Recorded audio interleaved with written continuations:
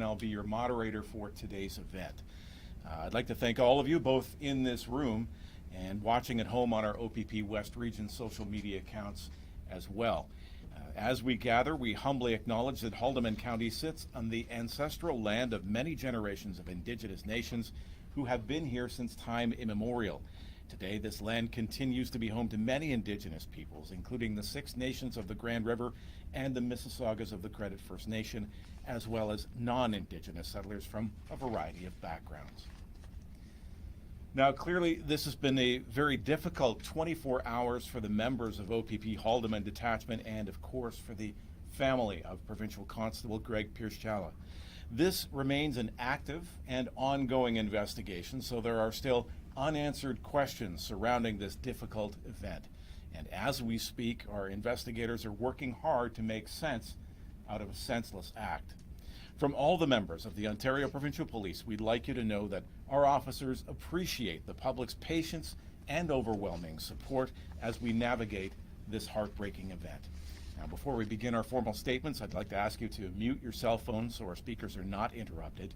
We will begin today's remarks from OPP Commissioner Thomas Carrique, followed by comments from OPP Haldimand County Detachment Commander Inspector Phil Carter.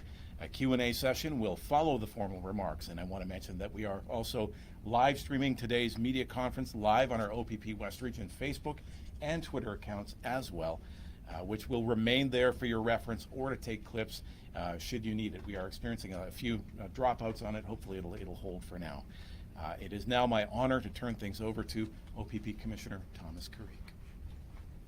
Thank you, Derek. Media partners, thank you very much for your patience. I know I kept you waiting. It was extremely important to me that I personally be here to address you, and through you, the members of our organization and the members of our community.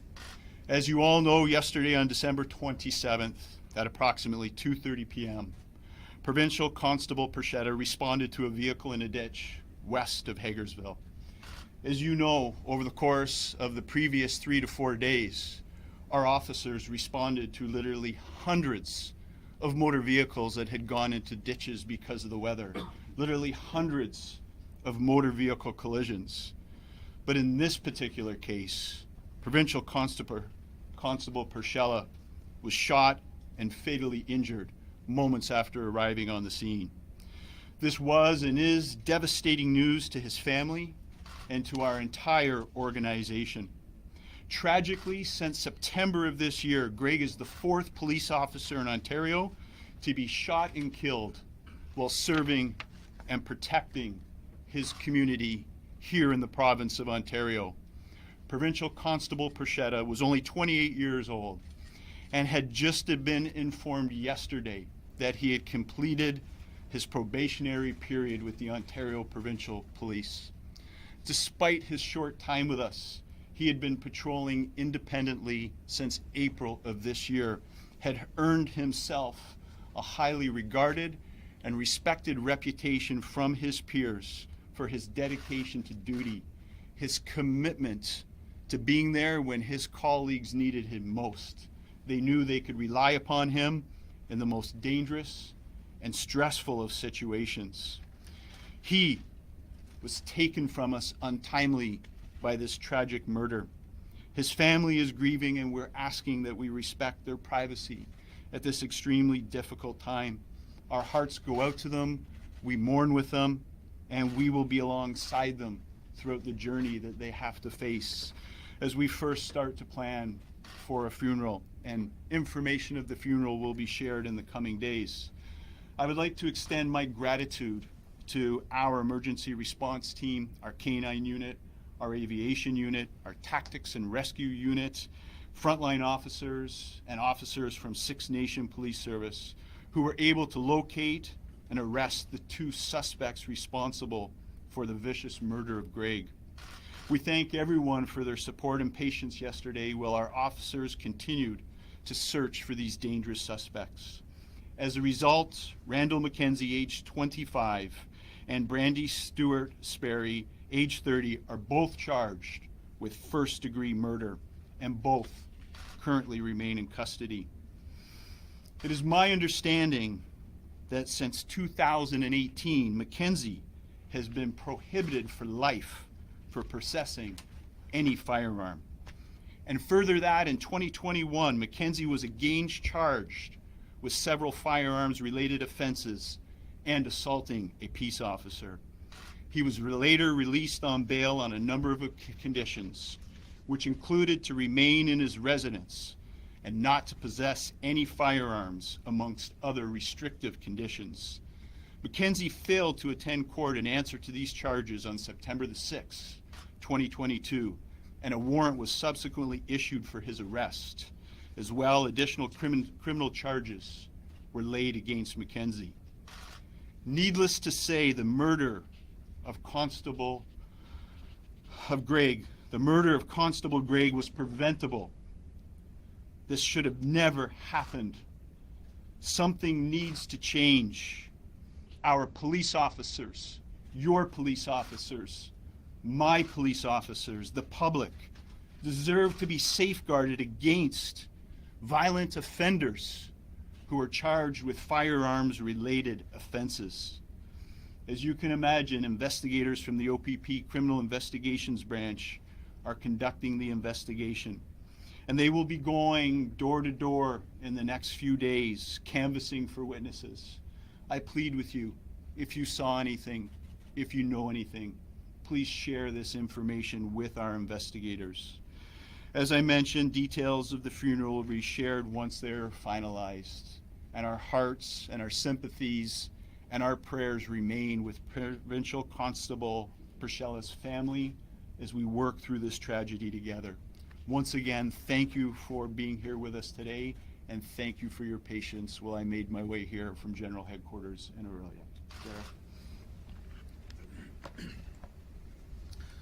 Thank you, Commissioner. I'd like to invite OPP Haldimand County Detachment Commander Inspector Phil Carter to come to the podium to make his remarks.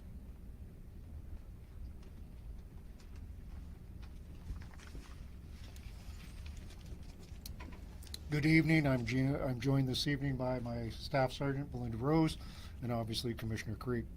I'd like to express my appreciation to all of you assembled here and to the public for your patience and understanding as our Haldimand Detachment members come to terms with this tragedy that has unfolded before us. It's been unimaginable and heartbreaking loss for our officers that worked alongside Provincial Constable Greg Perchella. He was a son, a brother, and a friend, and he's no longer with us, and that hurts. The people of Haldimand County, Mississaugas of the Credit, Six Nations, never got to see Greg's bright promise grow into the impressive and exemplary law enforcement career that seemed almost predestined.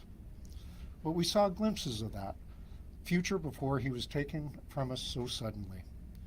Greg's death is crushing loss for all of us, throughout the organization and beyond.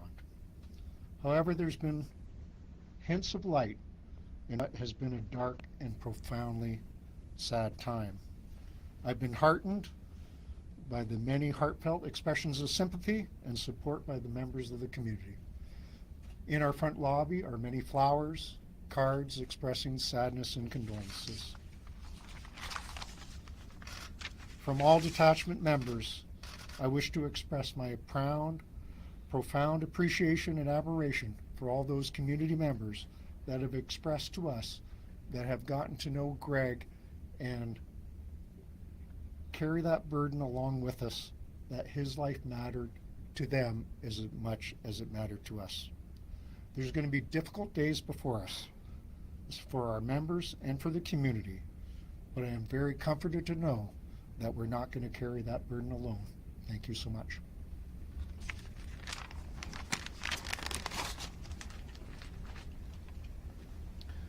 That concludes our formal remarks, which will open the floor to any questions that you may have. I'd ask that you please identify yourself, the media outlet you're working for, and to whom you'd like to direct your question before asking your question. Thank you.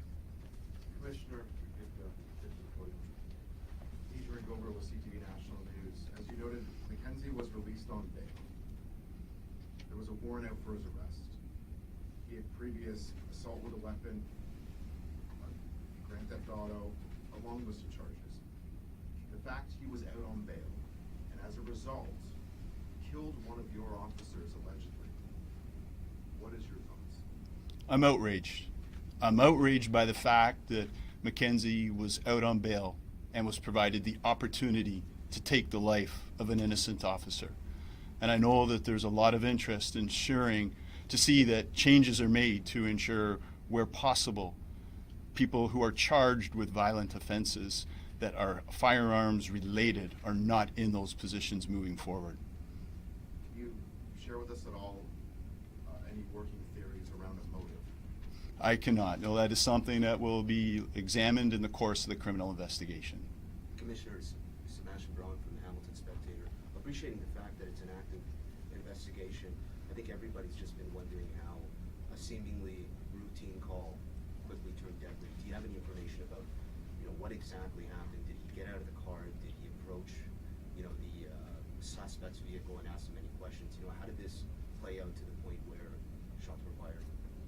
Officer is only on scene for a very short period of time. I can tell you that the officer was essentially ambushed and stood absolutely no chance of being able to defend himself. The motives behind that, the circumstances, the timing of which are all part of the active ongoing investigation. Do you know if he fired any shots himself? He did not discharge his firearm. Okay. And are you guys clear yet on who fired the shot and with regards to the two suspects? Were they both involved in this? Both parties have been charged with first-degree murder. Okay, but did one shoot the shot, or? That'll be all examined throughout the course of the investigation and presented as evidence before the courts. Do we know what the relationship might be between the two accused? I'm sorry, I do not. You know if they're from the area? One is from Hamilton, and one is also from the area, correct, yes. Commissioner Vincent Ball with the Expositor. I understand there was a shooting. Was there any evidence to indicate that our officer was hit by a car or run over by a vehicle during this particular act? I'm not aware of any such evidence nor any information that would lead me to believe that that's factual at all, no. They flee on foot? Pardon me? The suspects flee on foot, do we know that? They did flee in a stolen vehicle, and then they further fled on foot prior to being apprehended by our K-9 unit and our TRU unit. Okay, so the car was in the ditch and then they left by another vehicle? They did, yes. They left by another vehicle and then they were tracked from there. Correct. Then they fled on foot. They ditched that vehicle, so to speak, and then ran away after that. So to speak, there's a lot of events that happen in between the two, but yes, they do flee the scene. They steal another vehicle by way of robbery. They flee the scene in that vehicle. They are then located by police, tracked, and apprehended. So they didn't encounter any citizens during that theft of that vehicle, did they, or did they? They did. It was a robbery. They robbed. they robbed the vehicle. They robbed the citizen of that motor vehicle and fled the scene. Would they have done that at gunpoint? I don't have those details. Okay. Do you know where the vehicle was robbed? Was it on that stretch where they were? It was right at the scene where the officer was shot. The call for the car in the ditch, I think it came around 2:30, and then there was the shelter-in-place warning put out by the OPP. I think it was 3 hours later, about 5:30. Could you explain to us your thinking behind that? Why the alert didn't come sooner? Was it because we're still assessing the situation, or? Very dynamic situation, has to be assessed by the Major Critical Incident Commander and those investigating it, and they would have issued the release as soon as they had enough information to ensure that they could produce what was required to issue a release. And what went into the search? Can you give us any information about that? Infrared scanners, I know there was helicopters up in the air. So we had our aviation unit in the air. We had obviously K-9, as I mentioned, our emergency response team, our tactics and rescue unit, frontline officers, a number of officers involved in the search, a number of specialty units, all interoperable with Six Nations Police and all orchestrated through our provincial communications center. Are we talking hundreds of officers? I don't know the exact number of officers. There were a number of officers involved, obviously. And they found the suspects in a field separately, or did they find them together? Within a short distance from each other, is my understanding. Nanta Garlow from Toronto Times. Can you clarify if the incident, the shooting occurred Hagersville? Was it on Six Nations? Was it on New Credit? Mississauga's of the Credit First Nation? My understanding is it is considered in Hagersville where the shooting took place. OPP are the police service of jurisdiction as it relates to the criminal investigation, the laying of the charges, and assisting with the prosecution of those charges. And so the two suspects were apprehended on Mississauga's of the Credit? I don't know the exact location where they were apprehended, but it was within fairly close proximity. Are you aware of, or would there be any jurisdictional considerations if the territorial boundaries were impacting where and when what happened? There's always jurisdictional considerations, but I can tell you the interoperability and cooperation between the OPP and Six Nations Police is seamless. Chief Darren Montour and his officers are some of the most professional police officers in this province, and we enjoy a very close working relationship with them, and they have been at our side the entire time and are truly integrated into our team. Again, appreciate the fact that it is. So Deanna Swinek-Johnson from CBC The National. Just wondering, you were saying that Constable Pierce Challa did not fire off his gun, and all the details you have about when he first approached the two people who've been charged, did he have a body cam or a recording device, or are you going through the eyewitnesses testimony of that? He was equipped with a body-worn camera, so that will form part, obviously, of the evidence that the investigators are working with, as well as they are seeking independent witnesses to the events, which will form part of their canvas that they will be commencing tomorrow. So despite having some video evidence, we are relying on members of the community who saw anything to cooperate with the investigation.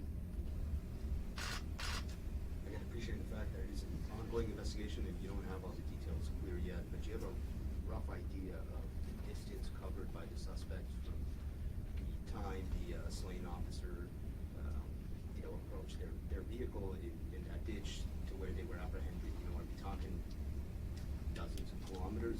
I personally don't have that information. Obviously, our critical incident commander will, our search masters will, our investigators will. There are technical experts that will have that information. It will all form part of the investigation and be disclosed throughout the proceedings, but I don't have that information available to you today. Thank you very much. Thank you again. Oh. All right, well, that will conclude today's event. Again, thank you for attending, and thank you for your patience, and thanks to the public for their patience as well. Have a good evening.